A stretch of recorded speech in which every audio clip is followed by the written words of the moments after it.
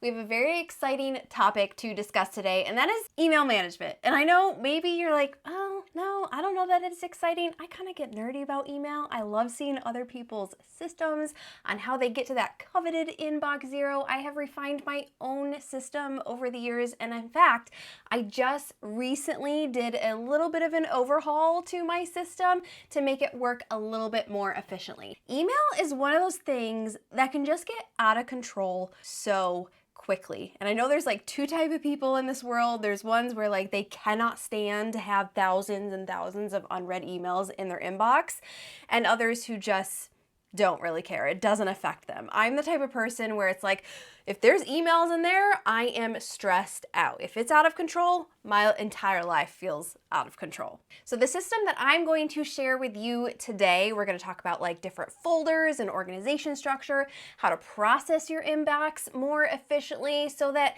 basically you don't feel stressed out when you are opening up your Gmail or Outlook account and you know exactly what to do and you're not wasting time like checking your email multiple times a day.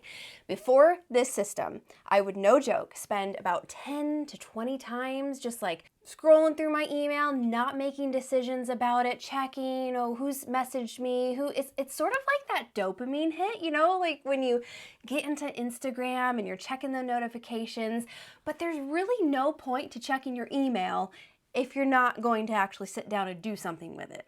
So I think having a system in place helps you stick to more of a once or twice a day routine, which we're going to talk about. I'm going to share about my email checking routine with you. But before we get into that, if you're new here, hello, my name is Kalyn, and obviously I'm very excited to share with you about my email management system. I love sharing all sorts of different productivity and organization systems with you and habits and routines.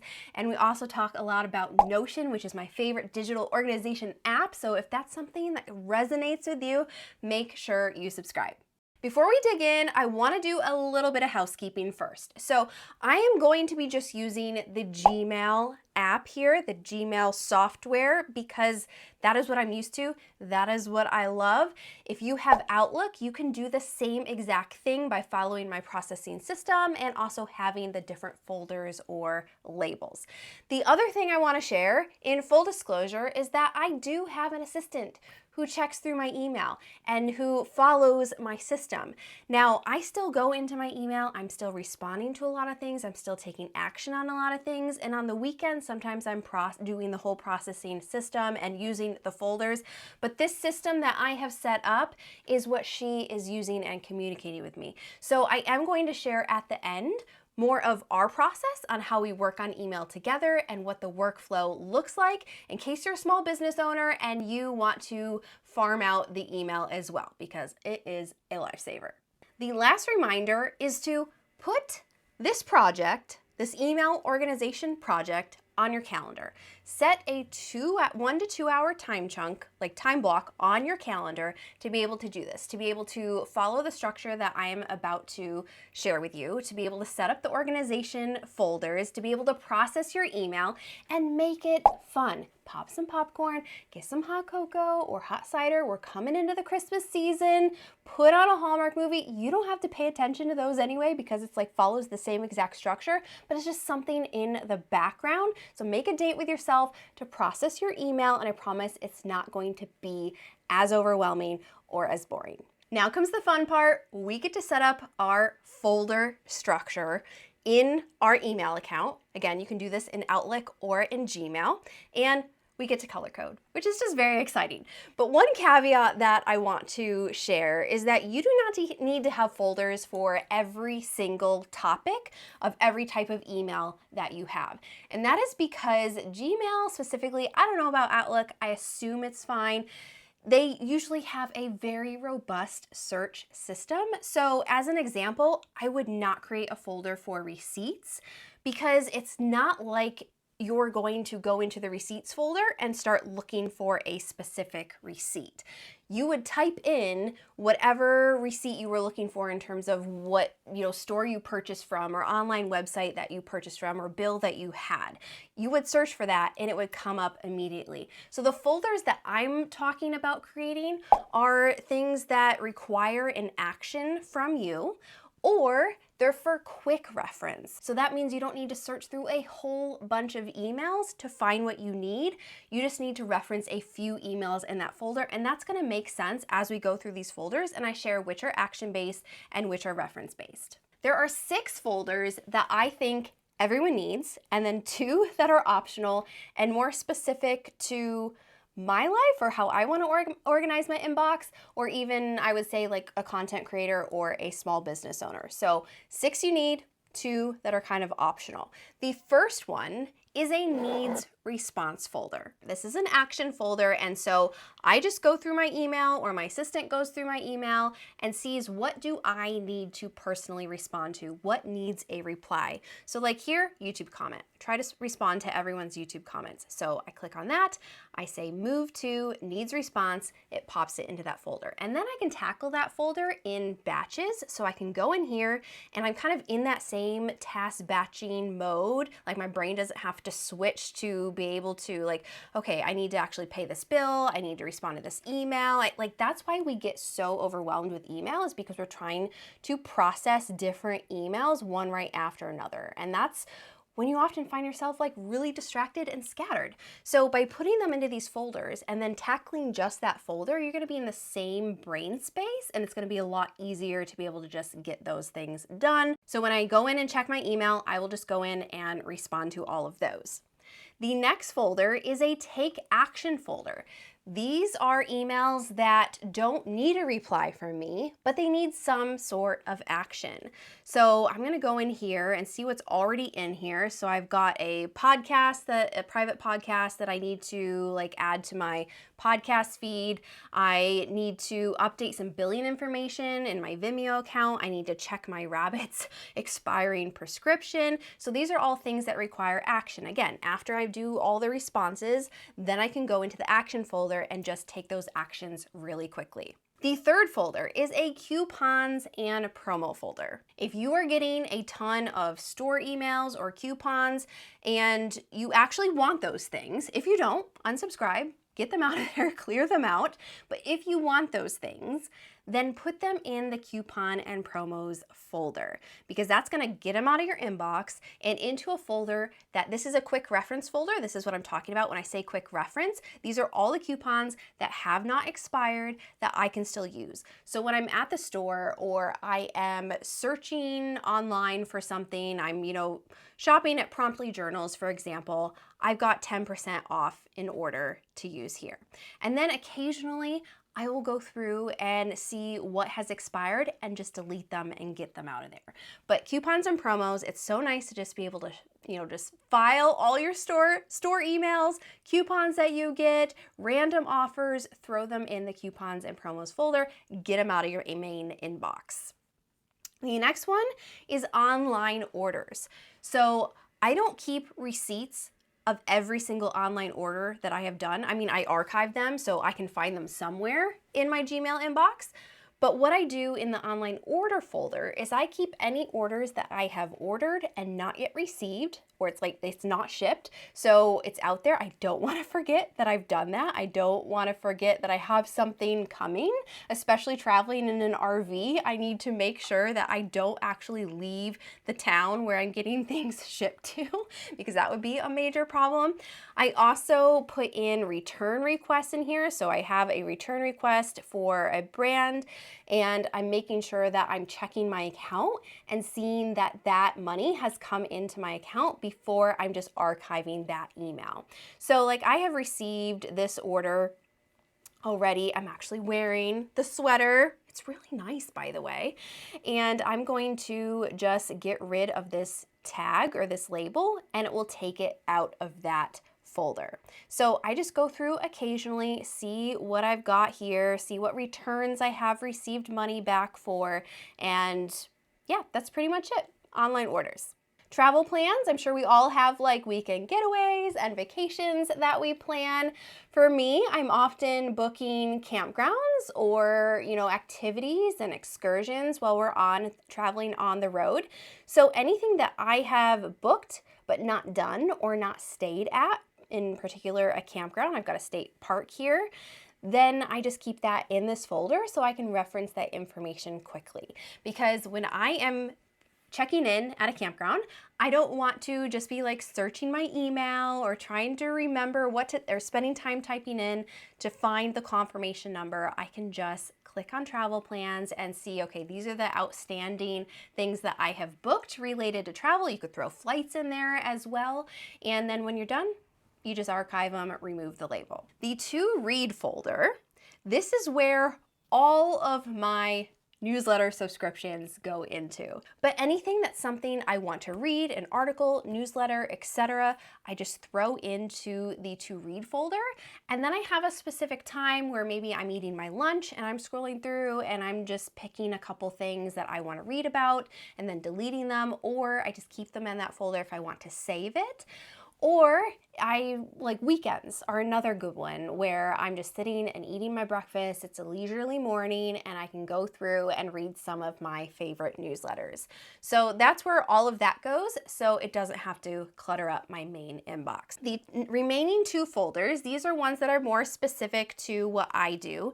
So I have a sales folder where everything that I've made a sale in the shop or on Etsy just gets automatically filtered, and we'll talk about filters in a little bit, but it's automatically filtered into that folder so that and it shows as unread, so that I know, like at the end of the day when I'm checking my email, I can see, oh, I've had 3 sales today, or I've had 6 sales today. And it just helps me keep a finger on the pulse of how many sales I'm making per day. So if I go a few days with no sales at all, I'm like, okay, should we run a promo because things are slowing down? So that just helps me gauge where I am in my business. Folder number 8 is a buzz file. When you are a content creator in particular, you can get a lot of nasty comments, and you also get a lot of nice comments. In fact, I do get more nice comments than nasty. It's just proven by the brain that you tend to focus on the negative over the positive. But when I'm struggling and I get a negative comment, or I'm just feeling really discouraged in my business, I can come in here and read these emails that are like, hey, we love the work you do, or, you really helped me understand Notion, or thank you so much for sharing that link to that article because it just really encouraged me today. I need that to keep going, and I think all of us need encouragement. So if you are getting encouraging emails or even texts or whatever it is, create a buzz file somewhere. It doesn't have to be in the email. It could be in your Apple Notes app where you're just taking screenshots of nice things that people have sent to you, and it really does encourage you and inspire you to keep going and make you not feel like you're a total failure, like sometimes the internet can do. You can change the color of any of these folders just by clicking on the 3 dots and clicking on label color, and you've got a lot of different options here. You can add custom colors, and you can also edit and change the labels. You could nest labels if you wanted to. I feel like that's a little bit more excessive than I want to get into because I don't want to have to toggle open labels to see other labels. And one thing I did recently, in addition to switching up some of the organization folders that I had, was to add numbers. I saw someone else do this and I thought it looked so nice and so clean, and I was able to have the order that I wanted them to have. Although I think can you drag and drop? You can't really drag and drop these around. So I wanted them to be in a specific order, and the numbers allow you to do that. So that is my folder structure. If you need to create a new label, you can go into the gear icon, see all settings, label tab, and then down here, create new label. Once you've created your folder structure, then it's time to sort and process your email.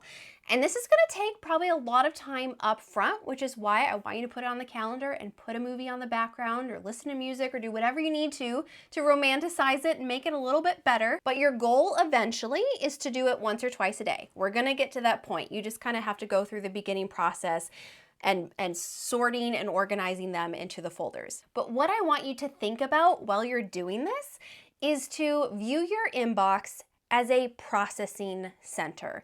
There is a huge difference between checking your email and processing it. Checking your email is when you're just opening up the app and scrolling on your phone and not really doing anything with the email, whereas processing is going through the steps to be able to decide what you want to happen with each email.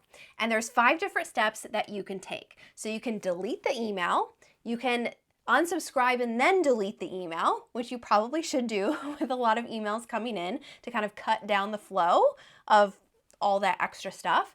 You can forward the email to someone, you can reply to the email or you need to take action on it, and you can just archive the email. If it's just something that you think you might reference later on but doesn't necessarily need to be in a specific folder, just archive it. So when you get into your email, try to only touch it once to be able to process it, and then a second time, if needed, to be able to take action on it. A tool that makes unsubscribing so much easier. In fact, the entire sorting and organizing process, especially if you're doing this with a whole lot of emails that you need to get rid of in bulk, is to install the Trimbox Chrome extension. Now, I have not been able to verify that this works for Outlook, but it does work for Gmail. So it's completely free to install, and then you can see it shows up here, this little scissor, and when you hover over it, then you can click unsubscribe. And Lacey, I wanted to do this with something to do an example. So I think I was gonna unsubscribe from this newsletter. Okay, Blog Aid News. So I'm gonna click on it, and it's automatically going to unsubscribe. And then it's gonna have a little pop-up that says delete all emails from this mailing list. Yes, and then it will just disappear.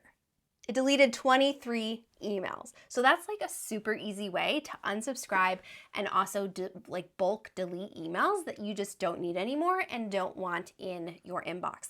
However, one thing you cannot do an undo button. It does not have an undo button, and I found that out the hard way because I accidentally hit it and it just immediately unsubscribed from someone that I wanted to stay subscribed to, so I had to go to their site and resubscribe. So that is the one little issue. There's no undo, unsend button, so just be aware of that before you click around. Don't get super click happy. I would recommend doing it probably at the once every quarter. Maybe as the seasons change, it would be really good to kind of go through as a digital declutter and see who you're not reading as much anymore and who you could get rid of just to clear out that inbox. I find this to be a lot easier if you have just one inbox.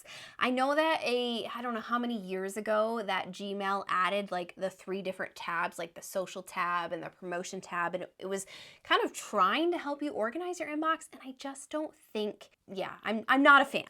So you need to go into the gear icon if you want it to look like this. If you want the tabs, go ahead, do it. But go into the settings, click on inbox, and you can uncheck the promotion, social, update, whatever's checked in your email. You can uncheck that to make sure that you just have one inbox. Again, I think it's a lot easier to just go through that main section, process those emails, and then tackle each of these folders that need an action one by one. Okay, last step, the final 3rd step, is to streamline your workflow. And I have some hacks and tricks that are gonna help you be able to process your inbox a lot easier. The first thing is to have 2 different email addresses. So I recommend having your main email address that you use for family, friends, business, maybe your absolute favorite store and promotion places so that you can put them in your coupon and promo folders and not miss out on those sales.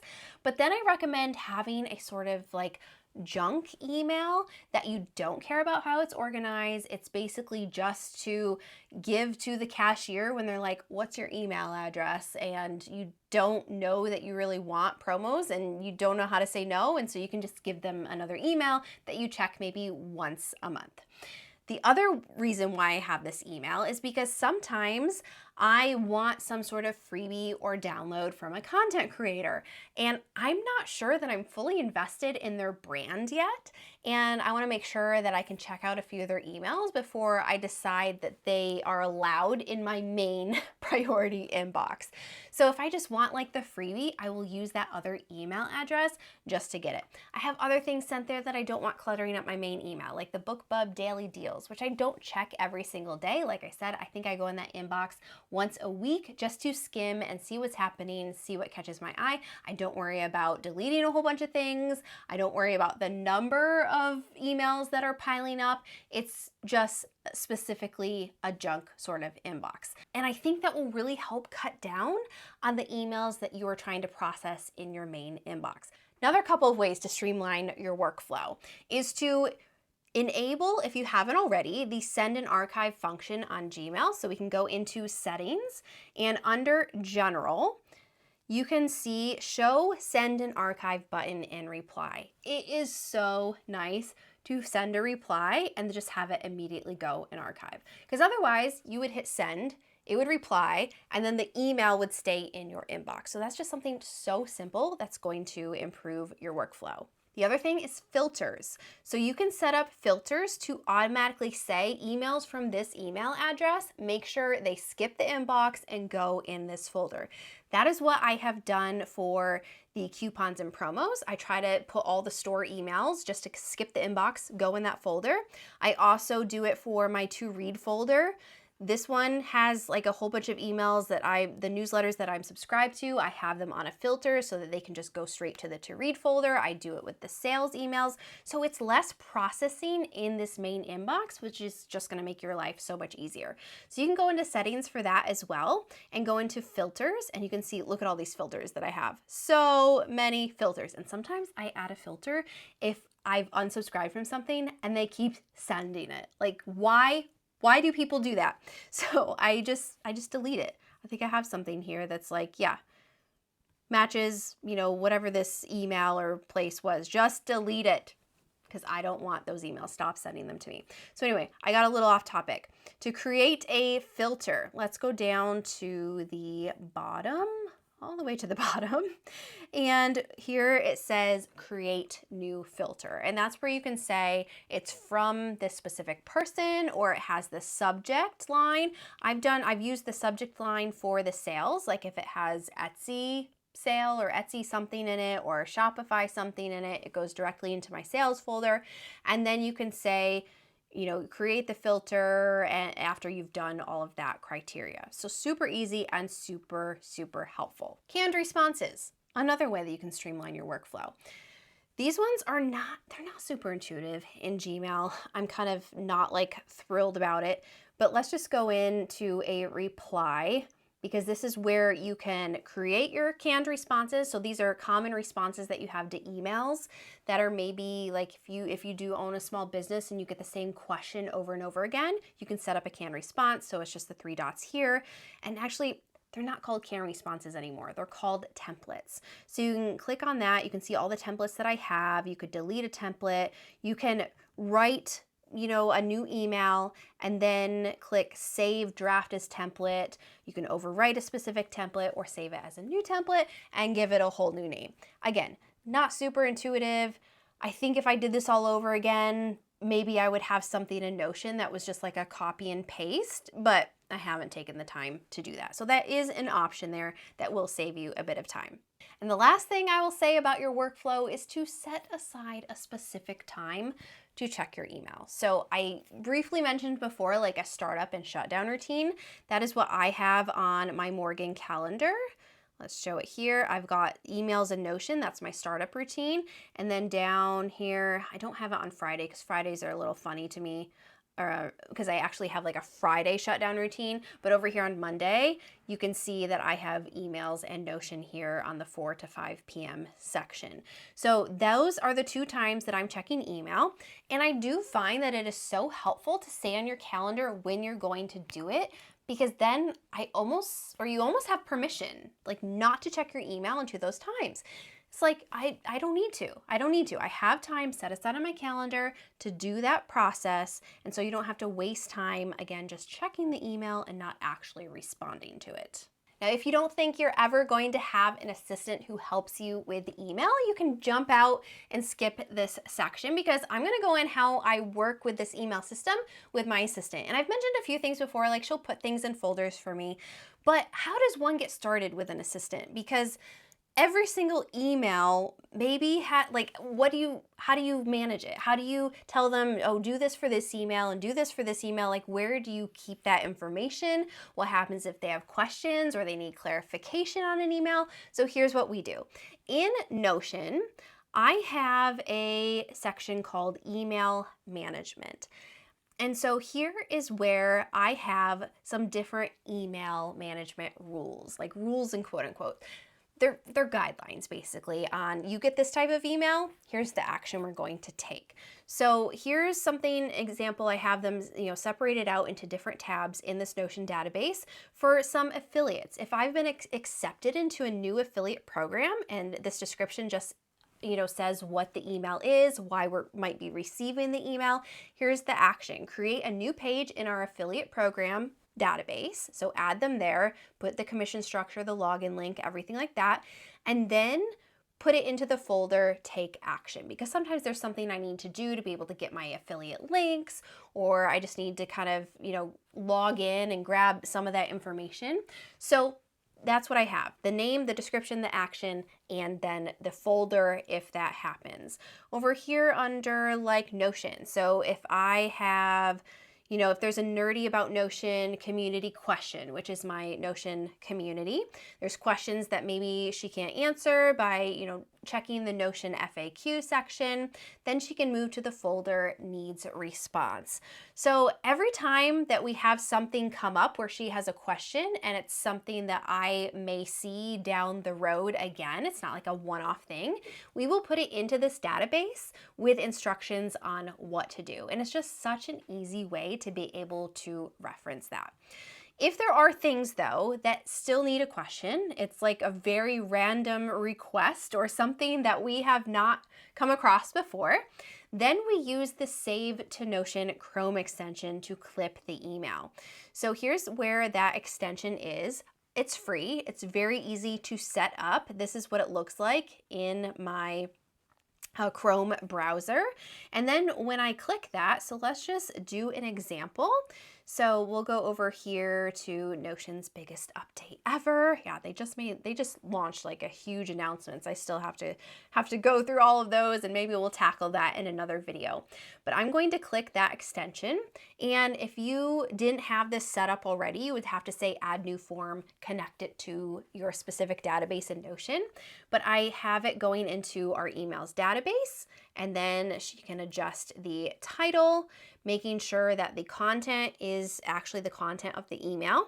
It's applying a new template, so it has a cute icon, of course. She can assign it to me if she wants to, and then it will pull in the email date, and then we can say whether this is a high or low priority, and then save the page. So then we can go into Notion, and you can see immediately it's under this email section. And so it tags me, and I know that I need to go in and do something about it. And here's the content that was clipped. Easy to read, easy to use. And then I can just click this button to move back to my assistant if it's something where I've like, oh yeah, just tell her this. Or yeah, you can just do this and that will take care of it. And something she can do, I will move it back to her and it will tag her. So that's how my email management system works with an assistant. I hope this whole video was helpful for you. Give me a thumbs up if it helped refine the process a little bit. You're excited to dig into your email. I feel like that's a huge win if you feel that way. Leave a comment below if you have a question. And if you are a work from home girly too, like me, and you tend to get really distracted, not just by email, but by a lot of other things, you're gonna wanna check out this video over here next, because I share my top 10 work from home tips. I've been working for myself for the last 12 years, so I've got a few tricks up my sleeve to keep you laser focused. I will see you over there, or I'll see you next week with another video.